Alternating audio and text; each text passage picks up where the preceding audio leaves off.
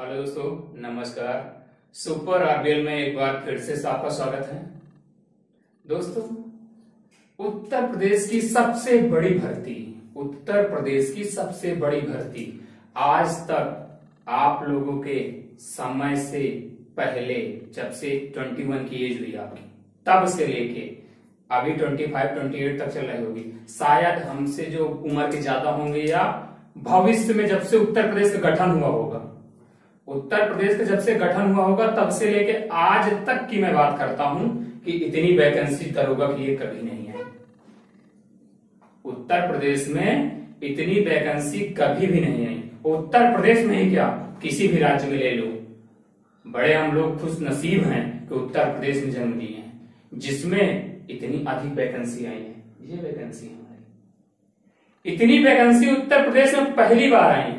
बिहार राज्य में इतनी वैकेंसी जानते हो कांस्टेबल के लिए निकालते हैं दोस्तों, कांस्टेबल के लिए इतनी वैकेंसी निकलती है। राजस्थान में 5000 थी, ज्यादा नहीं वैकेंसी, 5000 थी वैकेंसी। राजस्थान पुलिस में 5000 थी, अभी एमपी की थी 4000 की 8000 थी, ज्यादा नहीं थी पोस्टें। उत्तर प्रदेश दरोगा कितनी वैकेंसी है, तो इसके लिए हमको मेहनत करना है। मेहनत तो करना है, तैयारी तो करना है। तैयारी से पहले हमको सिलेबस पता होना चाहिए, फार्म भरने के लिए जानकारी होना चाहिए, फार्म भरने के लिए क्या क्या लगेंगे, क्या क्या हमको चाहिए, क्या क्या हमारे पास है, किसकी डेट एक्सपायर हो चुकी है, किसकी डेट अभी चल रही है, कास्ट सर्टिफिकेट ओबीसी का आरक्षण लेंगे, जर्नल ईडब्ल्यूएस का आरक्षण लेंगे, एसटी एससी का आरक्षण लेंगे। सबके लिए हमको जानकारी होगी तभी तो आरक्षण मिलेगा। चलो दोस्तों, नमस्कार। सुपर आरबीएल में एक बार फिर से स्वागत करते हैं। अभी आपको बता रहे हैं उत्तर प्रदेश पुलिस उप निरीक्षक यूपीएसआई, उत्तर प्रदेश उप निरीक्षक, जिसको कहते हैं दरोगा, डबल स्टार कंधे में। इतना आसान तो नहीं डबल स्टार कंधे में मिल जाए, लेकिन उसके लिए हम लोग मेहनत करेंगे, बहुत अच्छी मेहनत करेंगे, डबल स्टार लेकर रहेंगे। जिद है जहां हमारी, जहां नौकरी हमारी जिद है, वहीं हम सफल हो जाएंगे। कुल पद की बात की जाए, कुल पद की बात की जाए 9534 पद है।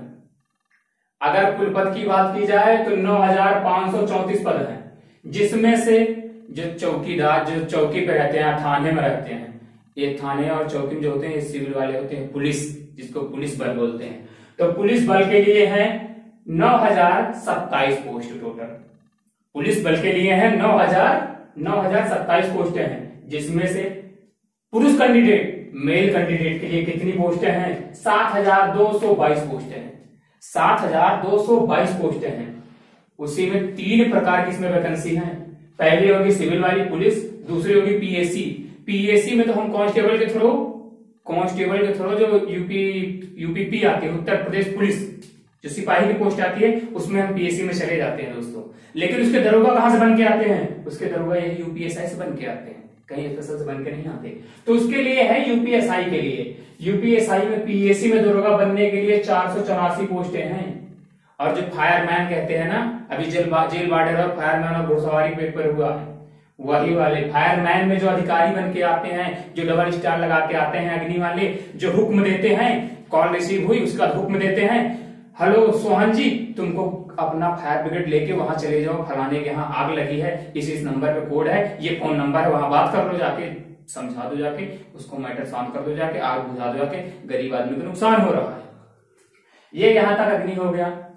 इसके बाद आ जाएगा कि इसमें किसको किसको को फायदा मिलने वाला है, किसको किसको फायदा नहीं मिलेगा। जर्नल ओबीसी एससी एसटी, जबकि उत्तर प्रदेश में एसटी बहुत कम है, एससी है, ओबीसी है, जर्नल है, और सबसे ज्यादा देखा जाए तो एक प्रकार से ओबीसी है। चलो दोस्तों, इसमें सबसे पहले चीज प्रमाण पत्र। अगर ओबीसी के लिए हमको छूट लेना है तो कब से और कब के बीच में होना चाहिए? भाई लोग, मैं एक बार फिर से हाथ जोड़ के विनती करता हूं, सुपर आरबीएल में आपका एक बार फिर से स्वागत करता हूं। दोस्तों, इस बात को आप जरूर ध्यान रखना कि जो ये ईडब्ल्यूएस ओबीसी का सर्टिफिकेट है, अगर आरक्षण लेना चाहते हैं, जर्नल में अपने आप को काउंट नहीं कराना चाहते हैं, तो 1 अप्रैल 2020 के बाद, 1 अप्रैल 2020 के बाद और 30 अप्रैल 2021 के पहले, 30 अप्रैल 2021 के पहले, जो तो अपना चल रहा है भाई, 30 अप्रैल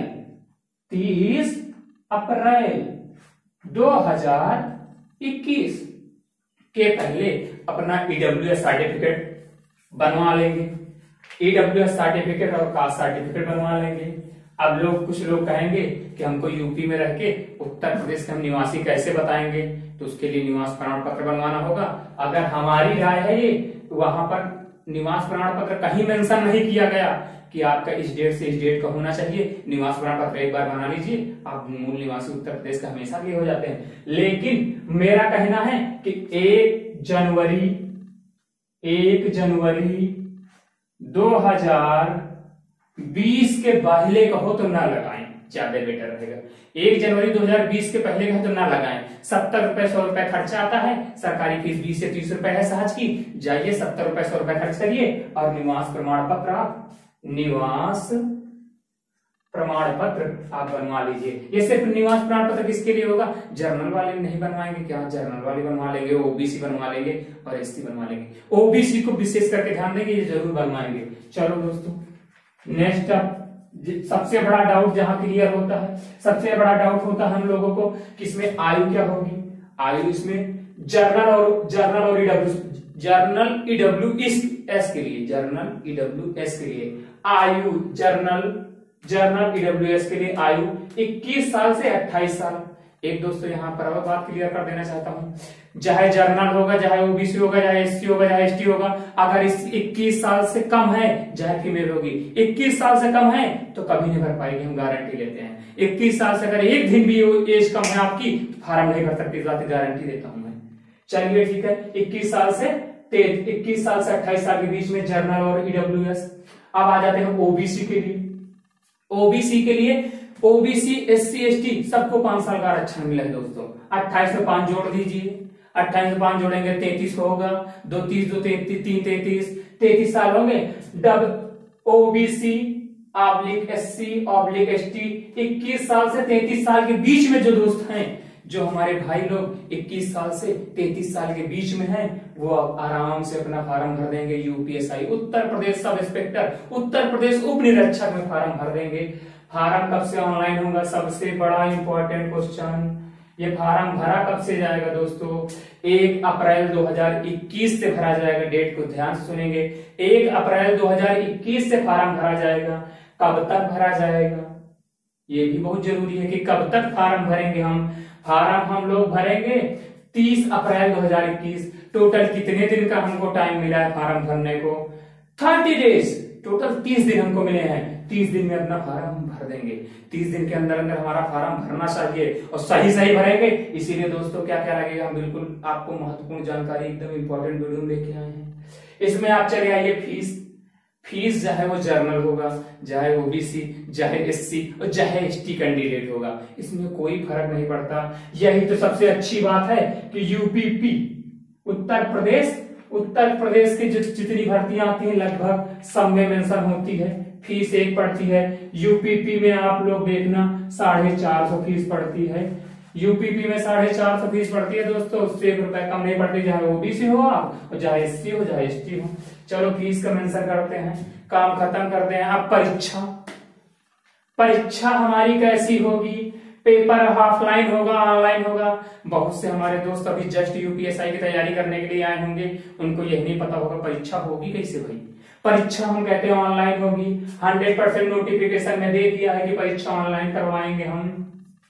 अब परीक्षा होगी तो परीक्षा में कौन कौन विषय आएंगे? अगर परीक्षा होगी, किसी चीज की परीक्षा होगी, जैसे आप ही है कक्षा 10 में पढ़ते हैं, तो कक्षा 10 का जब टेस्ट देते हैं, परीक्षा देते हैं, तो काहे का टेस्ट देते हैं आप? कौन कौन से विषय टेस्ट देते हैं? तो वही चीज यहाँ है।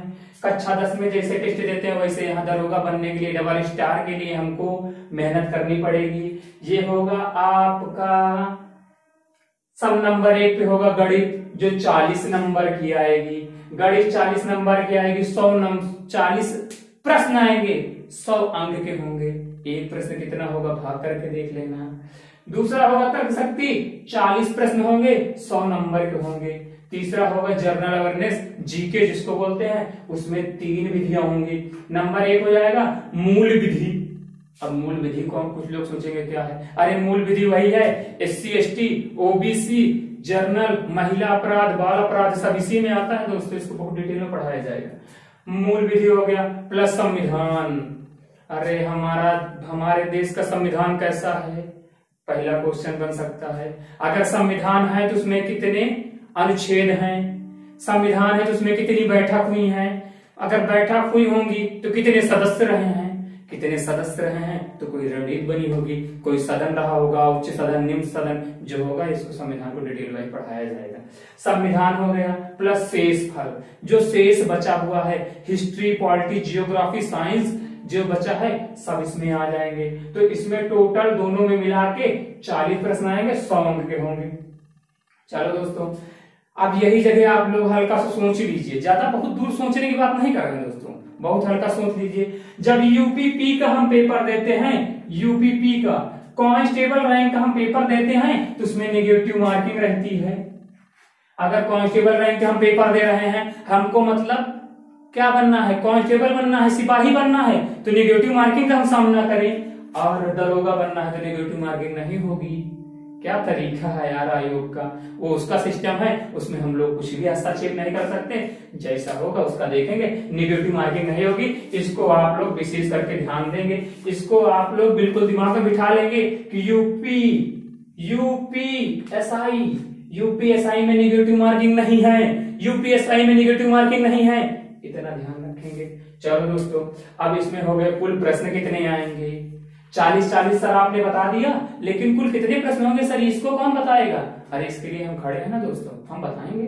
टोटल 160 प्रश्न होंगे, टोटल 160 प्रश्न होंगे। नहीं समझ में आता तो एक काम करिए, आप 40 बताए हैं ना, तो 40 40 40 और 40। तो एक काम करिए, जोड़ना तो हमको सबको आता होगा, यूपीएसआई की तैयारी कर रहे हैं। 0 0 0 जो 4 0 नहीं लिखेंगे दोस्तों, एक ही 0 लिखेंगे। 4 का 4 4 2 8, 4 12 4 4 16, 16 का मतलब 160 प्रश्न हो गए, 400 अंक के बनेंगे। इसमें 160 अंक में 60 प्रश्न में आपको अंक मिलेंगे 400 अंक मिलेंगे। अब 400 अंक मिलेंगे दोस्तों, सोचने वाली बात है। 1 मिनट दोस्तों, मैं जस्ट रफ करके नेक्स्ट बता रहा हूं। रफ हमने कर दिया है। यूपीपी में कांस्टेबल में नेगेटिव मार्किंग है, एसआई में नेगेटिव मार्किंग नहीं है। इसको आप लोग बिल्कुल दिलों और जहान में बिठा लेंगे, क्योंकि भूलेंगे नहीं। चलो दोस्तों, समय कितना होगा? अब तो यही समस्या होगी कि 160 प्रश्न हैं, समय इसमें कितना मिलेगा सर? हम कितनी समय में हल करने सर, हम कितने समय की प्रैक्टिस करें कि वहां पर हमारा टाइम एकदम इक्यूरेसी हो? तो दोस्तों टोटल 2 घंटे मिलेंगे। अब 2 घंटे कुछ लोगों को डाउट में होंगे, अरे 2 घंटे 120 मिनट होते हैं दोस्तों। 2 घंटे ठीक है दोस्तों। तो 1 घंटे में कितने मिनट होते हैं? 60 मिनट होते हैं। 1 मिनट में कितने सेकंड होते हैं? तो 1 मिनट में 60 सेकंड होते हैं दोस्तों। उसी तरह 1 घंटे में कितने मिनट? तो 60 मिनट होते हैं। चलो दोस्तों, ये भी क्लियर हो गया। समय कितना मिलेगा? 2 घंटे। कितने मिनट मिलेगा सर जी? सर जी बताएंगे 120 मिनट आपको मिलेगा। चलो दोस्तों, यहां तक की सिलेबस क्लियर हो गया, सिलेबस हो गया, पाठ्यक्रम हो गया। अब चले आते हैं हम फिजिकल के लिए, क्योंकि हम उत्तर प्रदेश दरोगा का पेपर तो निकाल लिए हैं। सर जी दरोगा के लिए पेपर तो निकालने के लिए आप बताए कि या आएगा इसमें पढ़ लो, ये पेपर पास कर लोगे। पेपर तो निकाल दिए दोस्तों, थोड़ा सा पानी पी लें, फिर उसके बाद नेक्स्ट करेंगे।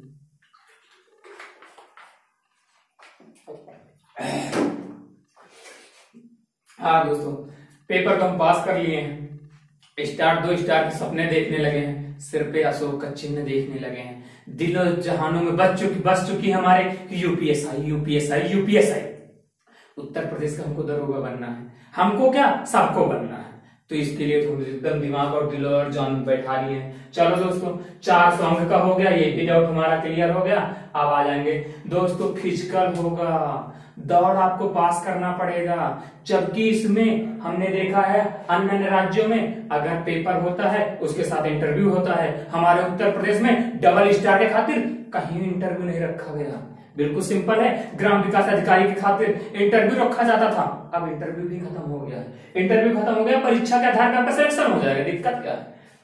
हाँ दोस्तों, 4.8 का मतलब क्या होता है? कुछ लोग सोचेंगे 4.8 क्या लिखे हो सर जी इसमें?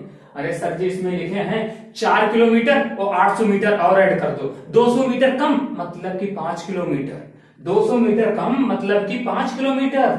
दोस्तों इसके बाद इसमें टाइमिंग कितनी मिलेगी? सर जी दौड़ना तो हम शुरू कर दिए हैं, टाइमिंग का कौन बताएगा? अरे टाइमिंग हम बताएंगे, परेशान काहे होते हो। टाइमिंग इसमें मिलेगा 28 मिनट।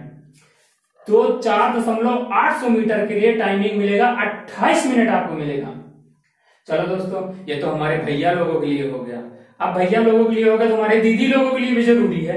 दीदी लोगों के लिए करना क्या होगा?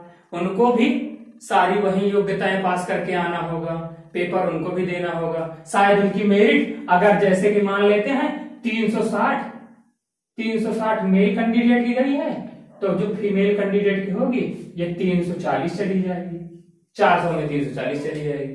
इनको थोड़ा सा आरक्षण मिल जाएगा, कहीं ना कहीं इनका आरक्षण मिलता है। जैसे यहाँ पोस्टों में 35% आरक्षण है समथिंग।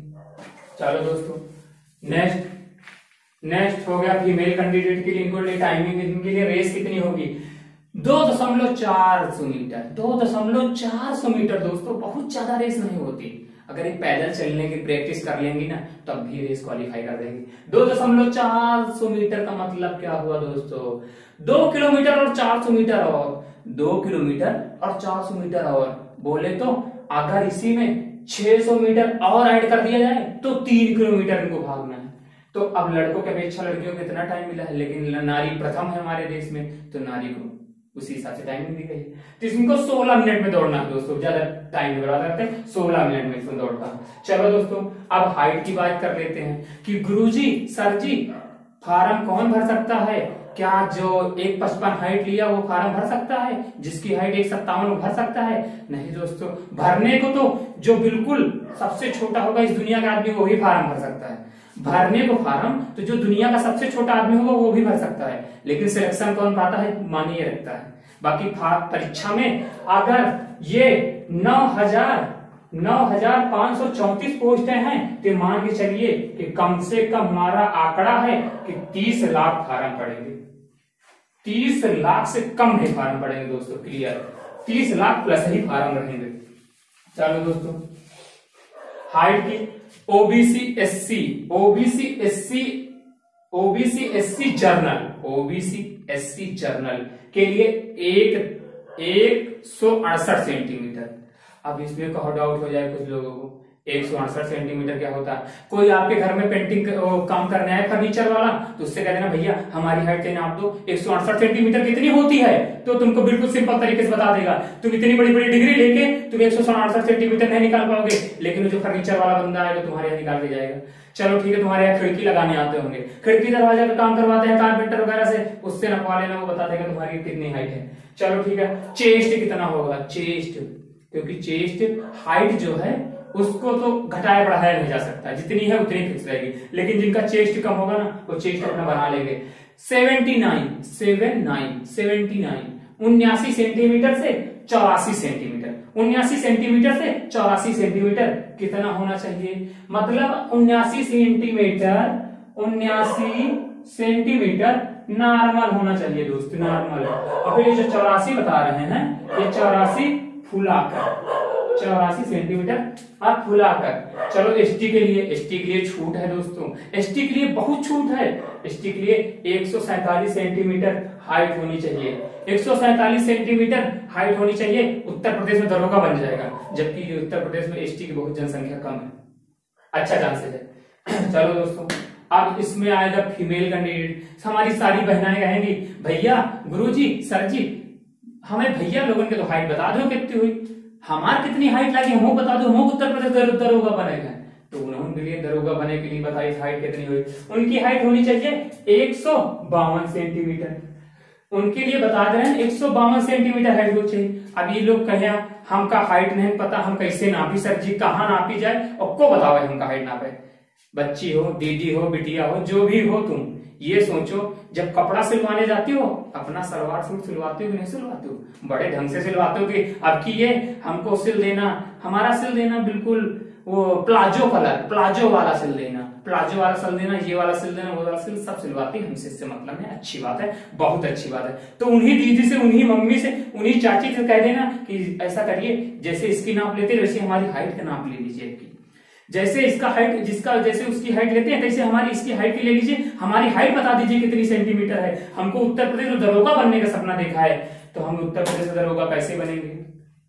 अब दरोगा बनने के लिए पूरी रणनीति हो गई है, पूरी रणनीति दोस्तों हो चुकी है, सब कुछ पता हो चुका है। फार्म में गलती नहीं करना है, ये विशेष करके ध्यान देना है। बार बार मैं कह रहा हूं कि फार्म में गलती नहीं करना है, क्योंकि सिलेक्शन से एक एक पॉइंट आपके दूर ले जाएंगे। अगर फार्म में थोड़ी सी गलती कर दी ना दोस्तों, जिंदगी भर भटकते रह जाओगे, सिलेक्शन नहीं होगा। अरे उससे पूछो जाके कभी जो नौकरी से बिल्कुल नजदीक से लौट के आया हो, जो नौकरी से बिल्कुल नजदीक से लौट के आया हो, शायद कभी डॉक्यूमेंट तो कोई छटा हो, उससे कभी मिलना, कोई चाचा हो, दादा हो, मौसी हो, फुआ हो, ताता हो, कोई भी हो आपका, अगर कागज से छट के आया हो ना, तो उससे पूछ लेना क्या होता है। तो दोस्तों इसीलिए सारे जितने डॉक्यूमेंट्स हैं सब अभी बनवा लेना। 100, 200, 500 का मोह नहीं करना। अगर तुमको लगता है कि मैं दरोगा बन सकता हूं तो मोह नहीं करना 100, 200, 500 का भर देना फॉर्म। और ये वैकेंसी जो आई है दोस्तों लगभग 4 साल के बाद आई, लगभग 4 साल के बाद वैकेंसी आई हो उत्तर प्रदेश यूपी एसआई में। अब सोचो, चलो ठीक है, इतने टॉपिक कंप्लीट हो गए। अब हमारे कुछ भाई लोग एक और डाउट आ गया, इसको तो हम भूल ही गए। कुछ लोग हमारे जैसे होंगे यूथ, वो एनसीसी कर रखे होंगे। एनसीसी बोले तो नेशनल कैडेट कोर। एनसीसी की स्थापना हुई थी 1948 में। 1948 में एनसीसी की स्थापना हुई थी, और जो एसआई की हुई इसमें कब हुई इसकी आप बता दीजिए। उत्तर प्रदेश एसआई की स्थापना कब हुई है आप बताएंगे। उत्तर प्रदेश होमगार्ड की स्थापना 1948। 1948 होमगार्ड और एनसीसी की एक साथ स्थापना की गई थी, सिर्फ मंथ चेंज है दोस्तों। चलो कुछ लोग एनसीसी कर रखे होंगे, कुछ लोग एनसीसी कर रखे होंगे, और कुछ लोग स्पोर्ट कर रखे होंगे। अब यहाँ पर स्पोर्ट, जो भैया हमारे पढ़ने में ज्यादा ध्यान देते हैं, उनको खेल कूद से मतलब नहीं होता, तो उनको अभी बुरा लगेगा कि स्पोर्ट क्या है। अरे दोस्तों स्पोर्ट वही है जो दौड़ भाग करते हैं, फिजिकल करते हैं, जिसमें हेमा दास हमारी देख लो डीएसपी बन गई हैं। मैं उनका हाथ जोड़ के नाम लेना चाहता हूँ, उनको सर झुका के नाम लेना चाहता हूँ कि डीएसपी बन गई, लेकिन उनके अंदर योग्यता थी तब डीएसपी बन गई हैं। कितना दौड़ती थी जानते हो दोस्तों, कितना पसीना बहाती थी, ऐसे करके ऐसा करती थी। अभी इसी तरह हरकेश मौर्य एक है गोरखपुर का, वो भी इसी में लगा है कि मुझे गोल्ड मेडल लाना है। उसी तरह आप लोगों को उत्तर प्रदेश का दरोगा बनना है, यूपी का दरोगा बनना है, इतना ध्यान रखो। कोई गोल्ड मेडल ला रहा है, तुमको दरोगा बनना है, इतना दिमाग में होना चाहिए। चलो दोस्तों स्पोर्ट हो गया, NCC, O level, triple C, NCC, sport, O level, triple C. अब ये गुरुजी, सर जी, भैया ये क्या है? अरे ये सर्टिफिकेट हैं, इनके लिए टाइम देना पड़ता है। एनसीसी में 3 साल, एनसीसी में 3 साल, स्पोर्ट में कोई गिनती नहीं सालों की, स्पोर्ट में साल की गिनती नहीं है। अब ये ओ लेवल कितने साल का होता है सर जी? अरे भैया, अरे बाबू, कितने लोग होंगे ओ लेवल कर चुके होंगे? अरे ओ लेवल जो होता है वो 1 साल का कोर्स होता है, 1 साल का कोर्स होता है। अरे सर जी ये ट्रिपल सी का कोर्स कितने साल का होता है? अरे साल का नहीं होता बहनी, दीदी, बच्ची, ये 3 माह का होता है, 3 माह का होता है। क्या ट्रिपल सी का कोर्स? इससे सर्टिफिकेट तो होता क्या है सर जी? ट्रिपल सी का अगर सर्टिफिकेट ले रखे हैं तो UP triple SC, UP triple SC. अभी आने वाली है वीडीओ, अभी आने वाली है वीडियो, ग्राम विकास अधिकारी, ये सब आने वाले हैं, इनको ध्यान रखना। अब जैसे एनसीसी की बात की है तो एनसीसी को मैं विस्तार में बता देना चाहता हूं कि एनसीसी वालों को इसमें कोई छूट नहीं है, एनसीसी वालों को इसमें कोई छूट नहीं है, स्पोर्ट वालों को इसमें कोई छूट नहीं है, ओ लेवल वालों को कोई छूट नहीं है, ट्रिपल सी के कोई छूट नहीं है। लेकिन कहीं फायदा है, फायदा इसमें यह है कि आप एक ले लीजिए, एक लड़का के नाम अमन है, अमन, 1 मिनट दोस्तों, 1 मिनट दोस्तों, 1 मिनट, मैं रफ कर दे रहा हूं जल्दी से, जस्ट आपको दोस्त बताने जा रहा हूं। एक दोस्त का नाम है रमन, एक दोस्त का नाम रमन है, एक दोस्त का नाम अमन है। अब दो दोस्त हैं, आपस में बहुत अच्छी मित्रता है इनकी, रमन और अमन, रमन और अमन की बहुत अच्छी मित्रता है। रमन रमन रमन, ठीक है, रमन सही लिखा है, अमन भी सही लिखा है। इनकी दोनों की अच्छी मित्रता है। इन्होंने 360 अंक प्राप्त किए। कितने में? 400 अंक में 360 अंक प्राप्त किए। इस भैया ने 360 अंक प्राप्त किया। ओ नो, 360 ये 360 ये। अब आयोग कह रहा हम किसको चुने? यहाँ पर हमारे आयोग बैठे हैं, आयोग, यहाँ पर हमारे आयोग बैठे हैं, कह रहे हैं कि इनके दोनों लोगों के नंबर बराबर हैं, हम किसको तुलना करेंगे? तो इसी जगह NCC sport, O level, triple C इनका काम आएगा। अगर भैया ये एनसीसी कर रखे हैं, एनसीसी, तो इनको भर्ती कर लिया जाएगा। ये नहीं कर रखे हैं, इनको इसी जगह रिजेक्ट कर दिया जाएगा, इनको भर्ती कर लिया जाएगा। इसी तरह मान लीजिए आप कि ये भैया कुछ कर नहीं रखे हैं, स्पोर्ट कर रखे हैं, देखी गई सर्टिफिकेट जनपद की नहीं होगी, मंडल, स्टेट, नेशनल की लगाओगे तभी मान्य होगी। ये ओ लेवल कर रखे हैं, इनको सिलेक्शन मिल जाएगा। अब इस जगह दोनों लोगों में जो कर रखे रहेंगे, जिसके पास डिग्री रहेगी, उस डिग्री को यहाँ लगाए रहेंगे एनसीसी वगैरह, वही डिग्री वालों को यहाँ भर्ती कर दिया जाएगा। चलो दोस्तों नमस्कार, आपको पूरी डिटेल में यूपीएसआई की जानकारी मिल गई होगी। यूपीएसआई में कैसा सिलेबस होगा, कितने फार्म पढ़ेंगे, कितना होगा, एक लगभग में बता सकते हैं। फार्म पढ़ने के बाद ही पता लगता है कितने फार्म पढ़े, क्योंकि एक्यूरेसी वही बता सकता है आयोग। अब उसमें कुछ लोग जैसे ही फार्म पढ़ जाएंगे तुरंत आरटीआई लगा देंगे, आरटीआई। अब इसका आरटीआई का पूरा नाम क्या होता है? कुछ लोग पूछ पड़ेंगे, अरे सर जी आरटीआई का बोल दियो, आरटीआई क्या है? RTI right to information. एक आरटीआई लगाई जाती है, उसके थ्रू जानकारी हमको प्राप्त की जाती है। तो इसको जानकारी समझ में आ गई। चलो दोस्तों नमस्कार, आप लोग इस तरह करिए, विशेष करके हमारे चैनल को लाइक कर दीजिए, लाइक करिए, सब्सक्राइब करिए और कमेंट करिए जो पूछना हो, और शेयर कर दीजिए ज्यादा से ज्यादा लोगों को। आप हमारा चैनल के बारे में बताइए कि सुपर आरबीएल जो है बिल्कुल पूरा सब्जेक्ट को डिटेल से बता रहा है। जैसे एसआई वैकेंसी आई पूरा डिटेल से बताए। कल हम एसएससी जीडी के बारे में चर्चा करेंगे। अब एसएससी जीडी क्या है इसके बारे में कल चर्चा करेंगे। चलो दोस्तों नमस्कार, अब नेक्स्ट डे मिलते हैं, बोले तो अगले दिन। नमस्कार दोस्तों।